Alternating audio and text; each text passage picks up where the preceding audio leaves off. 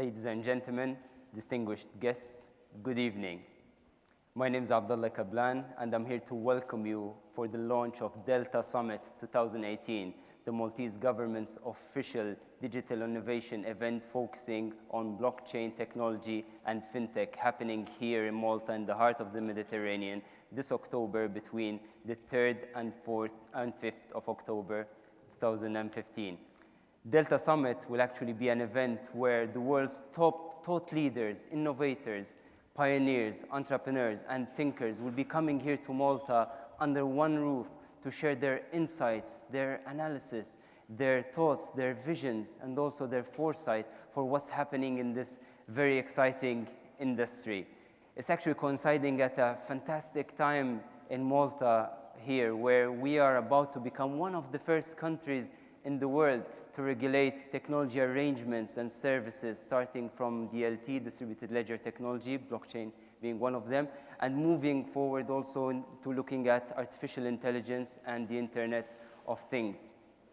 The Delta Summit will also be a fantastic opportunity for companies and individuals to come here to Malta to meet, gather, interact, and also engage with some of the biggest corporations from all around the world that have either decided to come and set up here in Malta or are actually exploring setting up here in Malta, and they're looking at our fascinating regulatory framework that is actually being attractive to them and getting them to gravitate towards Malta. Delta Summit will also be a brilliant opportunity for everyone that's participating, companies or individuals, to actually meet with the regulator and ask one-to-one questions to get to know more about what we are doing here in Malta. So the best way to actually kickstart this is to take you through a promo of Delta Summit.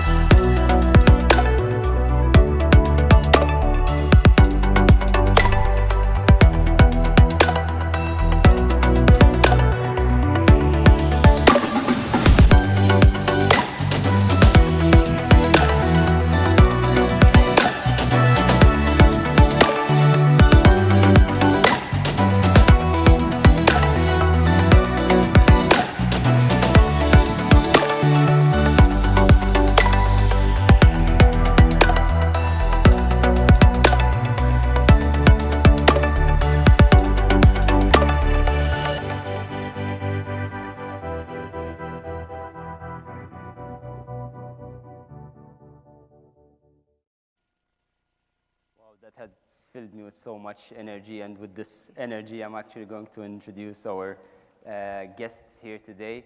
First and foremost, a man who's been incredibly instrumental for the execution of the government's vision to become blockchain island, Honorable Silvio Schembri, the Junior Minister for Financial Services, Digital Economy and Innovation. Thank you so much.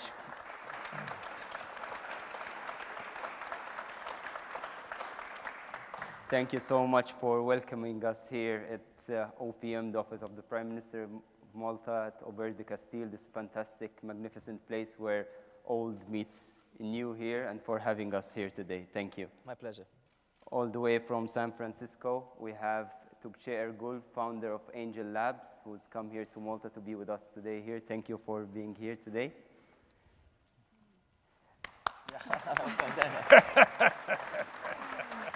And last but not least, our guest of honor here today, and a man who was described by Forbes magazine as a Silicon Valley legend, entrepreneur and venture capitalist, Mr. Tim Draper. Welcome to Malta, and thank you so much for being here today. And before we start our fireside chat, the best way to kick off this session is we have a message from His Excellency, the Prime Minister of Malta. So please. Blockchain is one of the latest phenomena to hit the tech world. Malta is one of the first countries worldwide to regulate this technology, creating an ideal ecosystem for companies, startups, and investors to meet and share insights, and also to build the future of blockchain together. We would like to invite all those interested in the blockchain industry and in the digital world and technologies in a wider sense to join us here in Malta for the Delta Summit, to be held between the 3rd and the 5th of October 2018. We would like you to come and learn more about the country's efforts in being trailblazers in this field. We await innovators, thought leaders, and pioneers in this sector to participate at this event. The Delta Summit will be Malta's official platform to promote our initiatives and business opportunities.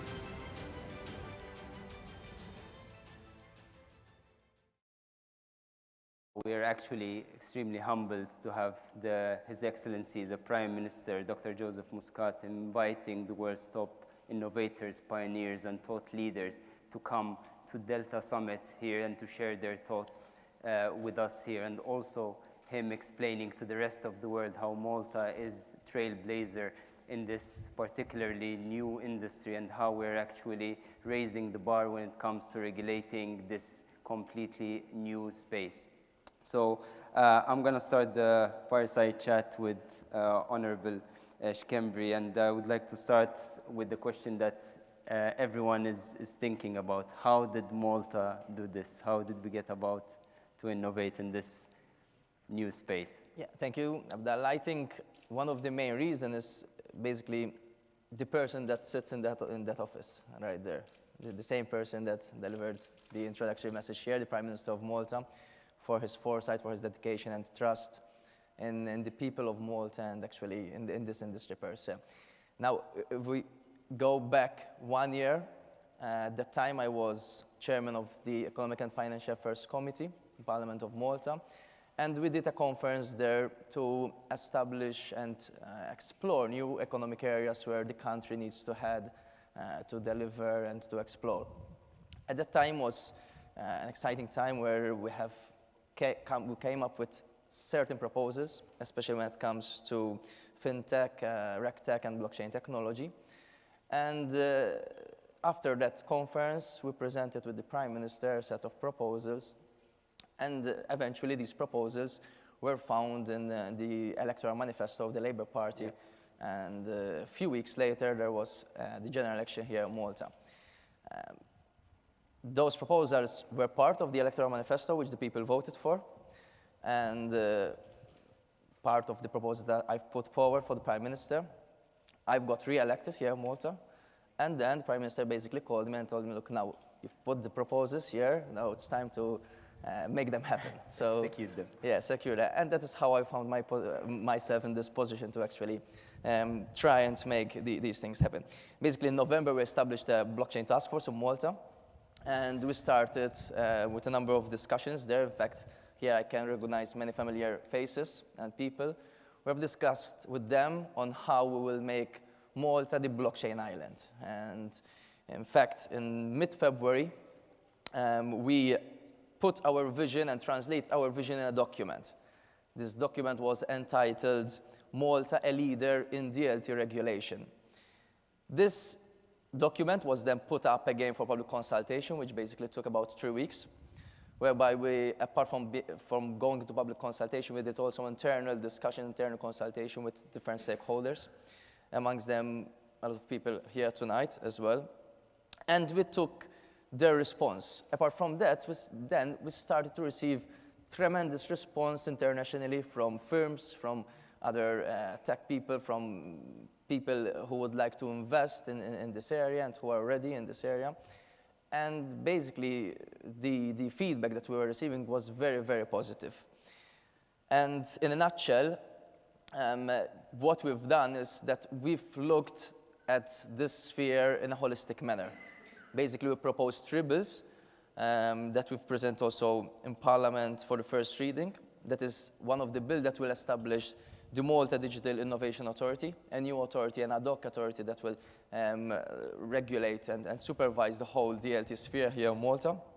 Then we will set up the Virtual Financial Asset Act, which will be under the responsibility of the Malta Financial Service Authority, the present financial service regulator, and an Innovation Technology and Arrangement Services Act, basically the framework over which the new authority will work upon.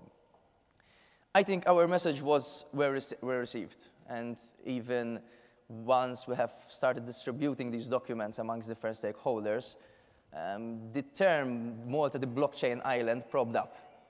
It was a term that was given to us by the media, basically.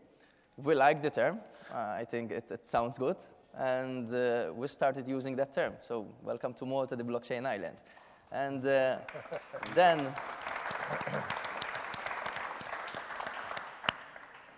there's this history. I mean, this had a ripple effect. We had several announcements of different companies announcing that they will operate from Malta. And then now I look forward for these actual bills to be enacted basically in Parliament and be law. This is fascinating, and to bridge this with a question to Tim as a visionary and a thought leader in this space. I'm actually going to quote something that you've recently said when speaking about blockchain. Approaching. Yeah, be careful what you say. You said, this is bigger than the internet, than the Iron Age, Renaissance, bigger than the Industrial Revolution. This affects the entire world. And you're one of the most outspoken people when it comes to blockchain, Bitcoin. You're tied, there's an attestation to how outspoken you are about Bitcoin, and new tech in general.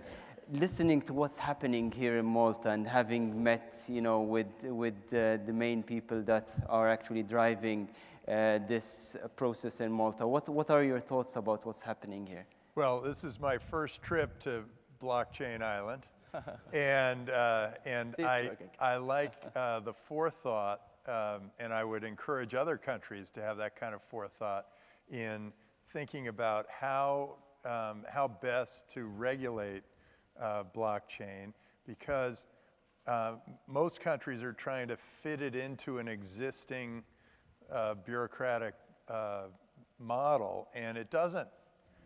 When a new technology comes along, the whole game changes.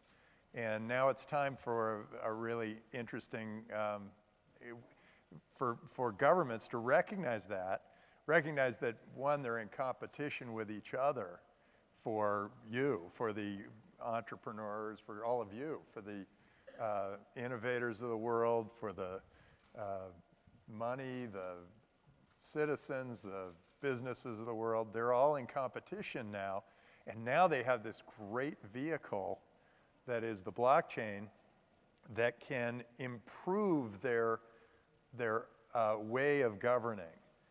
I'm starting to look at government in two different ways now. There's the terrestrial part, which is like maybe your police or your fire department. And then there's the virtual part. There's this piece that can be done pretty much on the blockchain, and it can transcend borders. And so what I mentioned to your prime minister today was that there could be, maybe 500,000 of Maltese right now, right? But you could have 1 billion virtual Maltese, because they could all take on this new form of government. So congratulations to you. You've got an early start. You got a big lead on all those other countries of the world.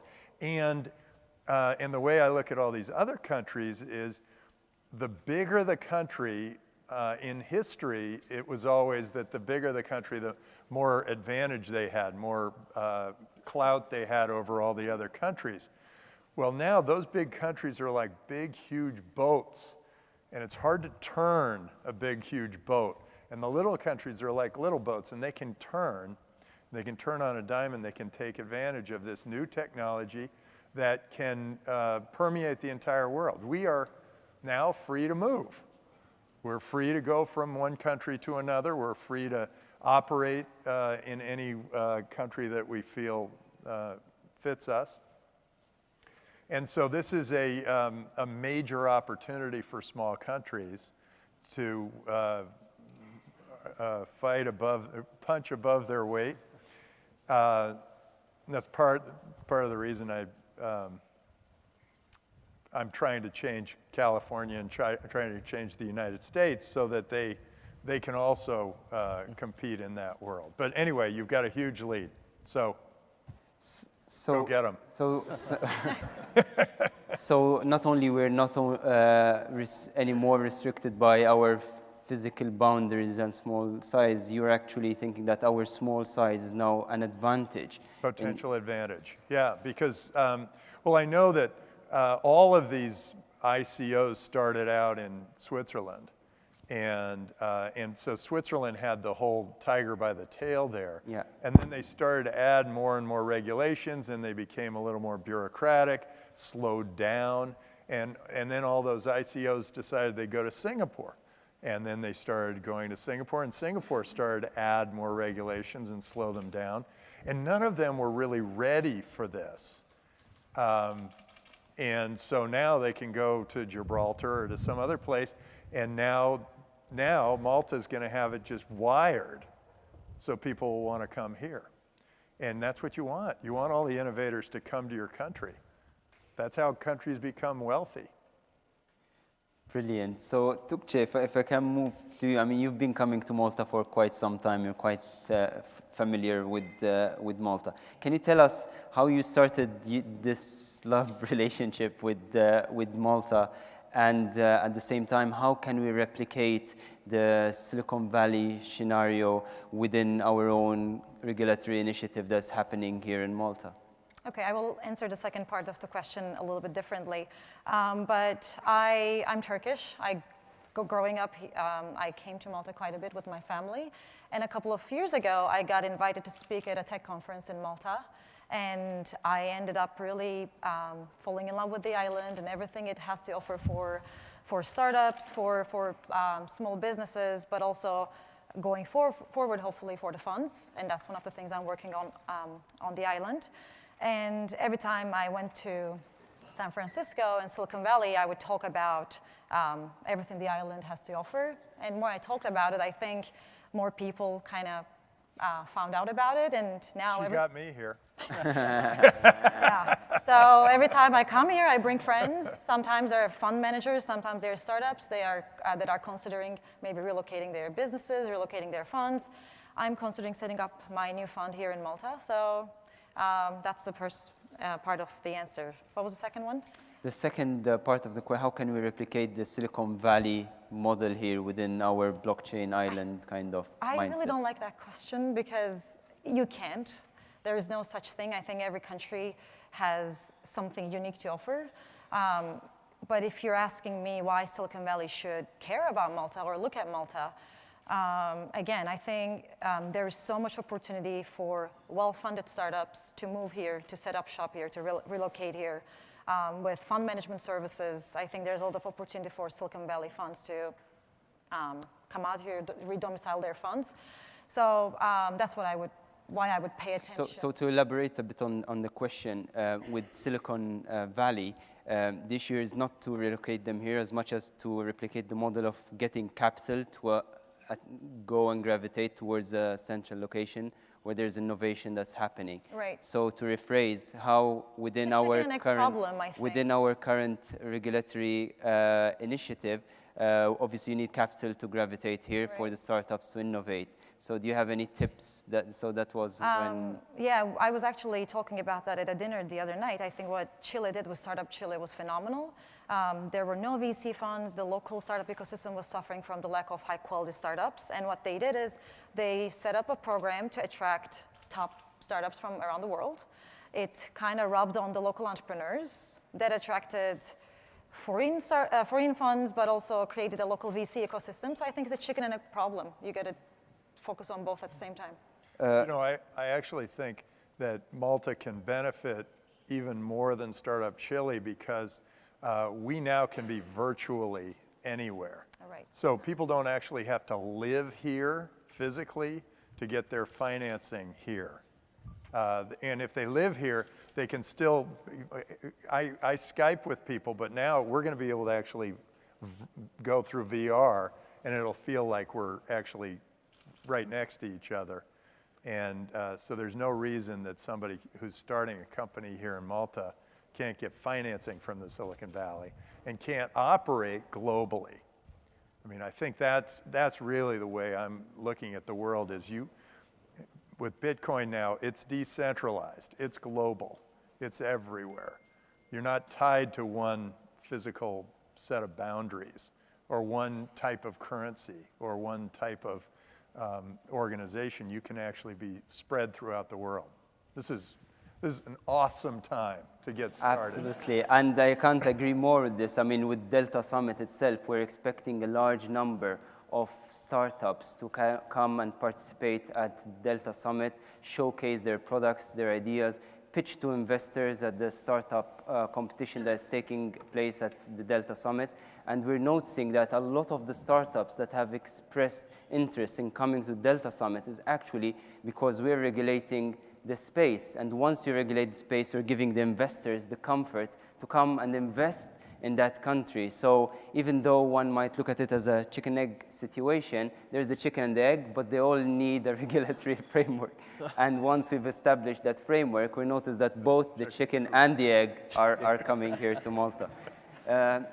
Actually, to add to this vibrant fireside chat here, we have a very interesting message that would love you all to hear from Schembri Zhao, or CZ, CEO and founder of Binance Exchange, one of the biggest corporations that have decided to relocate to Malta because of our regulatory framework.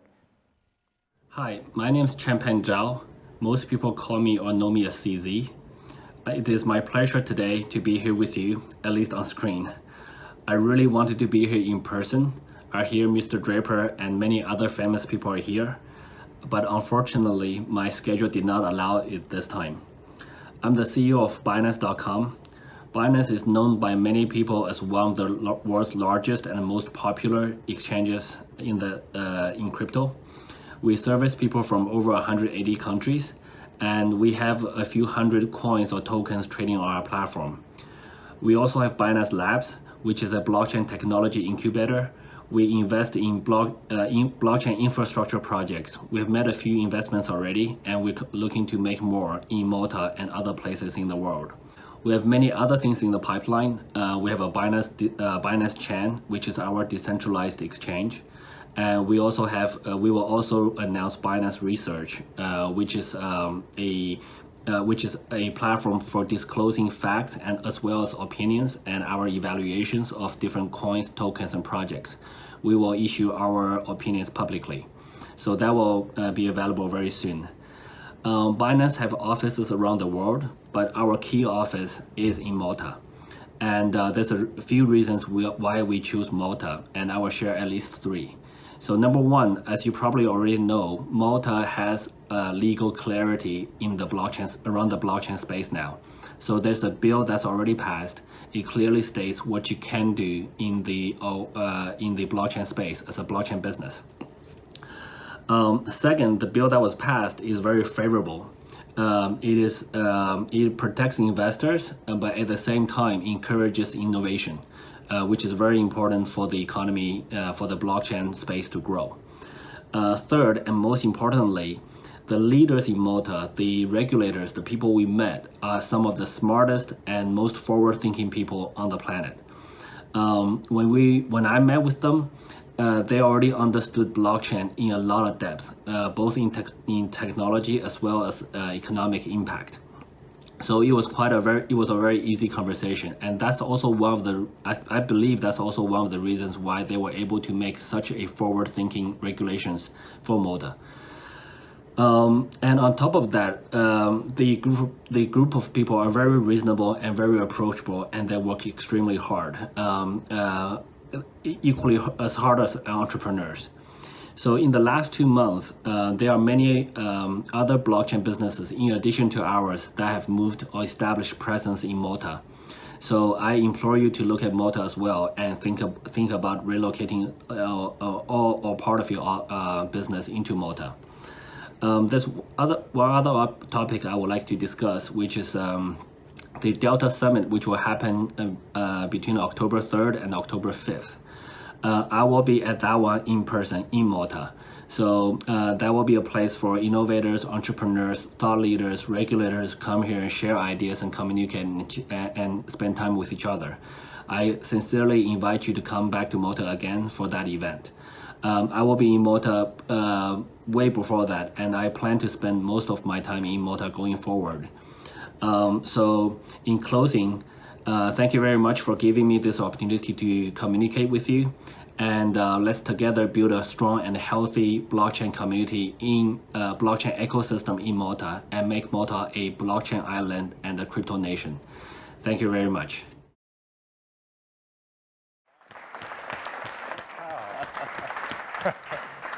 Wow, what He's an moving endorsement here. for Malta and for the Delta Summit. So Tim, you wanted to comment? Yeah, it's great. He's moving here.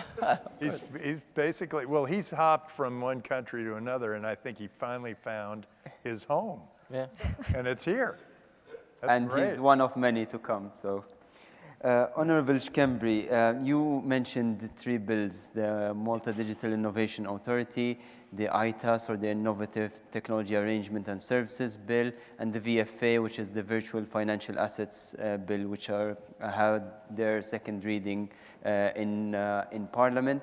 And what I would like to ask you, which is something that many people are asking, especially the ones that are wondering how the Maltese managed to achieve all they've achieved in such a short span of time. Don't you think that it's a bit risky being the first one? And what do we aim to achieve with all this regulation that we're doing? Okay, first of all, let's start with the announcement. Just 3 hours ago, we've put the bills in Parliament for the second reading. So basically now the bills are available online for all of you to go and look at them and download them from the Parliament website. And this is something that now we're getting more to, not to the end, but actually to the start of this new and wonderful adventure here in Malta. Now, I think it's more riskier for a country to be at the back of the situation rather to be the first. From our side, we were not actually interested in being the first. I mean, we are the first, but we were more interested in being right. And I think there's nothing wrong in being first. So actually, the first mover advantage that we acquired here in Malta have put Malta in a very good position to actually attract big companies, big names, there's Binance and other companies which have announced here in Malta. And I think this will have a ripple effect and will then induce other countries to follow suit. And I think I'm already seeing this shift in direction of different countries. First, they were looking at banning this industry, and now they're saying, look, I think Malta took a better approach on regulating. We should regulate there, and we are very proud in actually providing, even with these bills, a blueprint, even I think for Europe to follow suit, for other European countries to follow suit. Basically, with what we're providing here with these bills, providing legal certainty in the current vacuum situation. So as things stand today, crypto firms, other operators dealing with crypto or with DLT in general, are operating in an unregulated environment. And the serious operators who spoke to us, I remember when I spoke to CZ here and we were discussing the bills also, and I thank also Alex, I'm seeing here for the great contribution he's giving to us. There are three features that propped up. That is, they wanted consumer protection, market integrity, and investor protection. Yeah. And these are the three pillars that the bills are built upon. And once these bills will be enacted into law, I can see that this will happen basically mid-June, most probably, through the Parliament procedure. Mid-June, this law will be enacted. We'll try to do that before, but let's say mid-June. I think it's a pretty good target we'll have to reach. And then I think we will be in a situation then to offer consumer protection and investors protection and market integrity as well. Brilliant, and I really love the fact that you said we wanted to be right. I mean, as a side note, as a scholar of artificial intelligence, one thing we try to teach our students in the first classes of AI is the difference between knowledge and wisdom. And usually the definition is easy. Knowledge is knowing the difference between true and false. Wisdom is knowing the difference between right and wrong. And this shows that we have been very wise in being the first ones at regulating this space. Tim, moving on. At Draper University, we say fail and fail again until you succeed. I don't know whether that creates more knowledge or more wisdom, but we do. I think it creates both. We'll add it to my class. Yeah, there you go. So Tim, again, been reading a lot of what you write and what you say, and so I'm going to quote you again. Okay, in an interview with the Cointelegraph, you mentioned... You should all buy my book, and then you can just keep quoting me. It's all in the book. You mentioned that everyone wants to leave California. How can we get them to come to Malta? Yeah, perfect. Okay, well, yeah, it's true. California is ranked 50th as the worst state to do business in the United States. It is the hardest place to do business. And the education's a real disaster. And so I am trying to create 3 new Californias to, in effect, break it into 3 pieces so that we get sort of a fresh start. It's gotten long in the tooth. It's just gotten old and it's missing the point. You are already starting to attract people from California here. In fact, a lot of places are pulling people away from the Silicon Valley. I still think the Silicon Valley is, the center of all innovation, and it will be for years to come. But I do know that it is a competitive. The world competes now for those innovators, and you, by setting up this new regulatory program, you are putting Malta right at the top of people's list, and you just got Binance. I mean, that's the beginning of a domino effect. So congratulations to you. I think this is really exciting. And hopefully we'll get 3 Californias, and so they won't all have to leave. Fantastic. Thank you. So, Tuğçe, you've been looking at blockchain technology for a while. How long will it take in terms of time until blockchain impacts our everyday life? That's actually a question I get quite a bit from my friends, especially those who are not in tech. When are we going to start using blockchain? But blockchain is the 2nd generation of internet, and it is the new internet, but I think in a way it differs from the internet we've been using for the last 30 years. We're not going to be logging onto the blockchain as we do log into internet through web browsers. And I feel like technology is so integrated into our lives on so many levels. Blockchain will just layer on all of those. So think about insurance, healthcare. I think it's going to be super disruptive in music. It's going to be the solution for managing digital rights issues in music. So that's going to be huge. And as a real use case, I think CryptoKitties was a really good one. Yeah. I think that's how most of my techie friends started learning about blockchain because they were obsessed with CryptoKitties. So it's coming, and I think by the end of this year, it will be fully commercialized. And as users, we will not know that we're using blockchain, but we will be using blockchain. So every time you make a transaction, every time you read an article online, every time you listen to music, you will be using blockchain, but you will just know that it's blockchain as users. Honorable Schembri, I mean, we started off by mentioning and speaking about our vision for Blockchain Island, and we mentioned why we had to actually innovate in this space. How will we actually achieve the vision of becoming the blockchain island?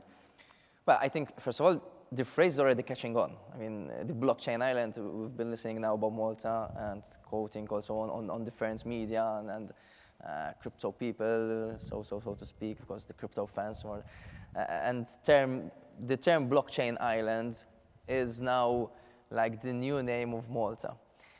And what we mean by the blockchain island is the way we think. Like Tuccia said, we, even as a government, we are looking into transferring basically the majority of the services on blockchain. And ultimately, people would not know that they operate on blockchain, but the service they get is totally different. So we were speaking even with Tim before about e-health services, the health services on blockchain, registry on blockchain, transportation services on blockchain. So this is the vision that we're heading on and we're working on. And even as we speak, projects are getting to work on that. And we are already seeing results. So we can see there are a lot of companies that mentioned that they will set up shop in Malta, like Binance, OKX, Bitfair.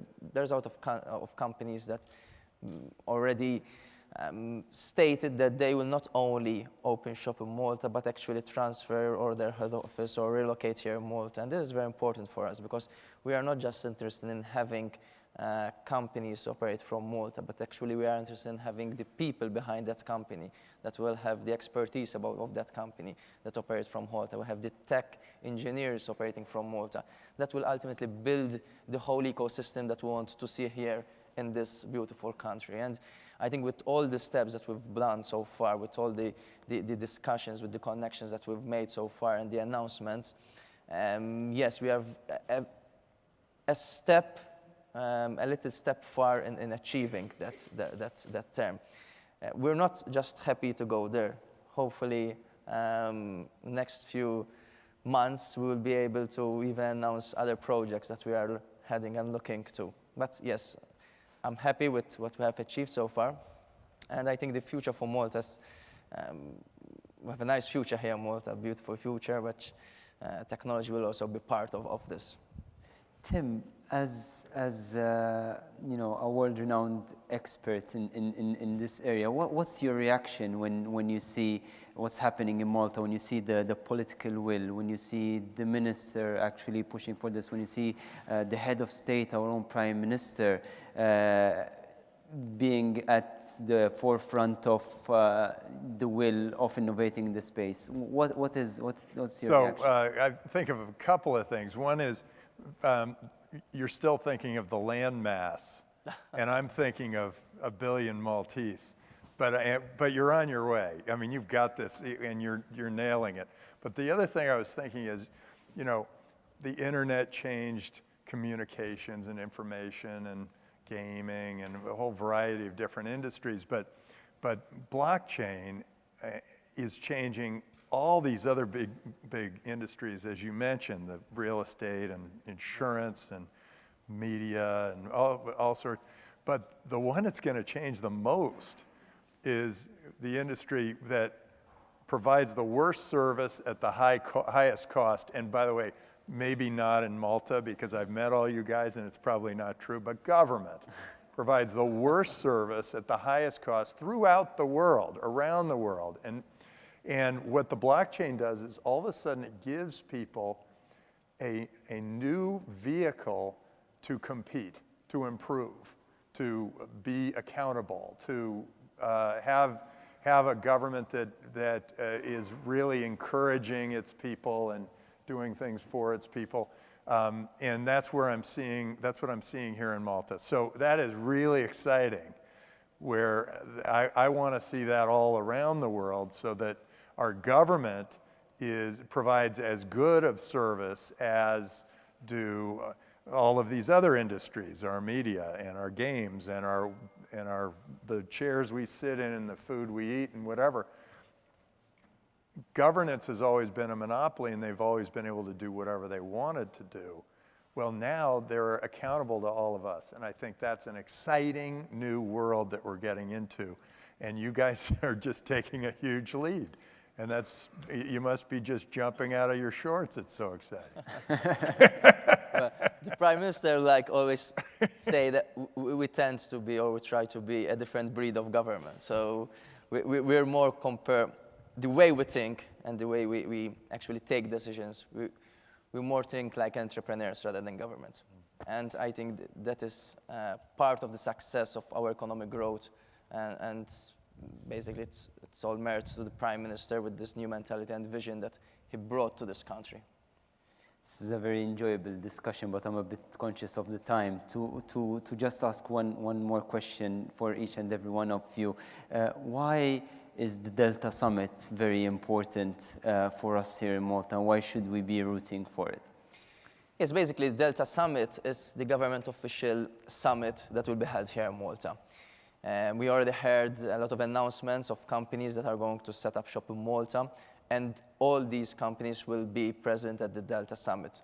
We'll also have the regulator, the Maltese regulator. It will be the first opportunity for stakeholders to interact with the regulator and talk to the regulator and see how the laws and rules and procedures were actually developed. Apart from that, you know that there will be a huge number of startups that will exhibit there, and that would be, I think, the ideal platform for all stakeholders in this industry, in this field, to interact, exchange ideas, exchange business opportunities. Why not? We are happy for that, to offer this opportunity. And I think this would be part of the ecosystem. We have until October for the Delta Summit, and we are building this history, this story, so to speak, all together, so that in Delta Summit we'll be in a position to exhibit all the work that we have done so far for all the operators and stakeholders to be part of this success. Thank you. I mean, Tuğçe, same questions. You will be participating at Delta Summit. We look forward to that as well. And given what you've seen here in this week in Malta, and given the fact that today Delta Summit has been launched, so what are your first impressions? Well, I'll keep it relatively short. I'm everything pro Malta. And I'm just looking at the names you already have up there as sponsors, as partners, and speakers that are coming. I think it's an amazing way to show the world what Malta has to offer. And I'm sure until October you will keep adding more names to the list, more partners. So I think it will be a great showcase. Thank you. Tim, you've spoken at some of the biggest and best events in the world.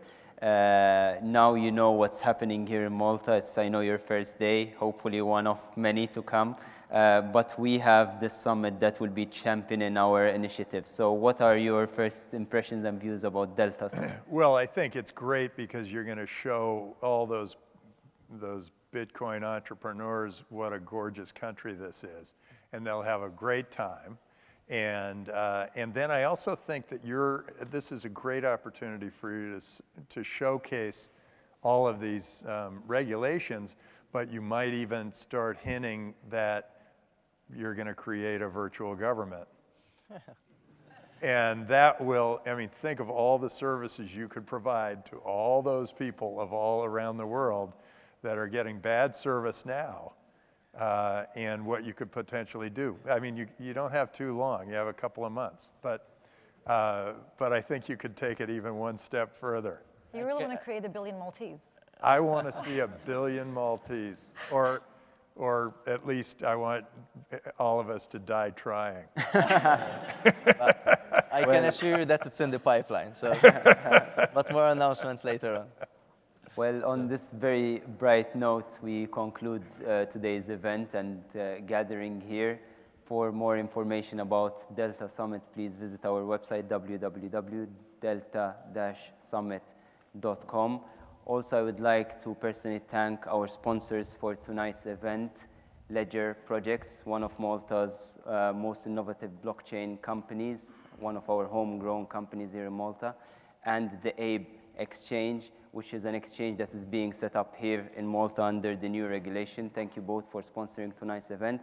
But I also would love to thank a list of our sponsors that are already sponsoring our event in October. Binance, OKEx, Bloomberg Media Group, Meta, Monaco, Qubits, Ledger Projects, Thomson Reuters, GTG Advocates, Air Malta, Bitfury, and hopefully more to come. So if there are any ones here that are interested in sponsoring the October event, please reach out to us. If there are any thought leaders in here that would love to share some innovative insights, please reach out to us. And I really look forward to seeing you all in October between the 3rd and the 5th here in Malta, Blockchain Island, at the Delta Summit. Thank you all so much.